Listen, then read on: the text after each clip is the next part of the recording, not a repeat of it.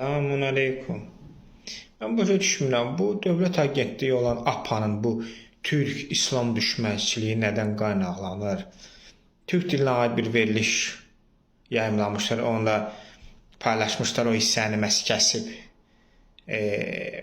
Bəhbəhlə manşetdə paylaşmışlar. Sən demə Türk dili biz danışdığımız dilə, yəni onların təbliği Azərbaycan dilinə ziyandır. Halbuki bizim danışdığımız dil də Türk dilidir. Azərbaycan dili deyil. Yəni bunu yanaşanlar ya savadsızdılar ya da qərəzlidirlər.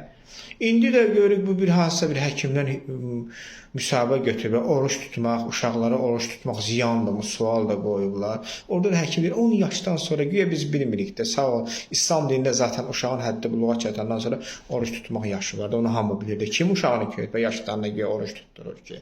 Yəni bu lazımsız mövzular nəyə lazımdır? Bu APA nə etmək istəyir? APA dövlət agentliyidir. Bu dövlətin başçısı olan İslamofobiyadan danışır. Yolumuzun Türk İslam dünyası olduğundan danışır. Dövlət agentliyi olan media agentliyi olan APA-da qoyur sənə Türk kimliyinə, Türk dilinə qarşı, sonra indi İslam dininə qarşı bu provokasyon verişlər hazırlayır, sual qoyur. Bu Ramazan ayında özdə nə siz durmusunuz, o başqa mövzumu yoxdur. Oruç, hər kəs narahat olmur. Hər kəs uşağın da bilir neçə yaşda oruç tutturmaq lazımdır. Siz gedin özünüz haqqında fikirləşin, öz uşaqlarınız haqqında fikirləşin. Azərbaycan məktəblərində, universitetlərində nə biabırçılıqlar baş verir, onun haqqında fikirləşin. Müəllimə güllələnir, nə bilim, uşaq uşağı bıçaqlayır, yeni yetmələr bir-birlərini bıçaqlayırlar. Birazdan Amerikada kimi qoşalıyla tüfənglə hamı bir-birini küçədə vuracaq. Gedin onun dərdini çəkin, o da problemlər var, narkomaniyanın dərdini çəkin. Gedin Bakı məktəblərinin tualetlərinə baxın. Şprisdən bizim vaxtında siqaret akurkası idi, indi şprisdən deyil.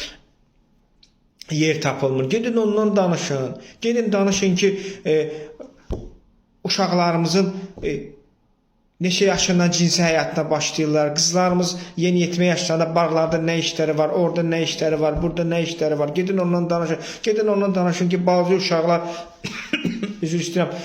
Balaca uşaqlar küçələrdə siqaret, salfet satırlar, onu satırlar, bunu satırlar, maşını yumağa cəhd eləyirlər. Balaca uşaqlar, halbuki onların məktəbdə oxumaq vaxtıdır. Balaca uşaqları yaşlarına uyğun olan restoranlarda və digər yerlərində işlədirlər, fəhlə kimi. Gedin onu araşdırın, gedin o qədər bizim uşaq problemi, qadın problemi, gedin boşanmalardan danışın.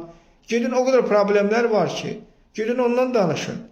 Siz ne oldu öyle İslam gələndə ya hicaba sataşırsınız, ya oruca sataşırsınız. İndi başqa mövzu olmuyor. Namaza da neçə yaşlı uşaq namaz qılına bilər. Orada burnunuzu soxun.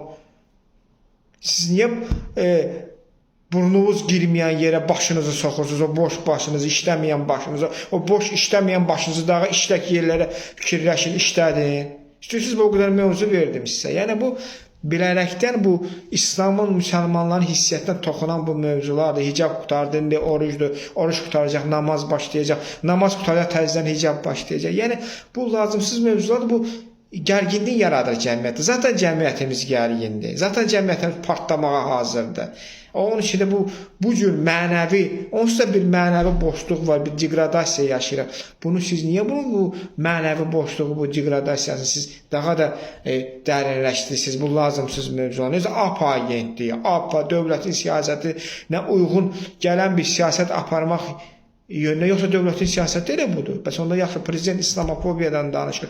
Gələcəyimiz Türk dünyasıdır deyir. Siz isə məsəl üçün başlayırsınız, Türk dili belə getdi, İslam belə gəldi. Hansı mövzular ki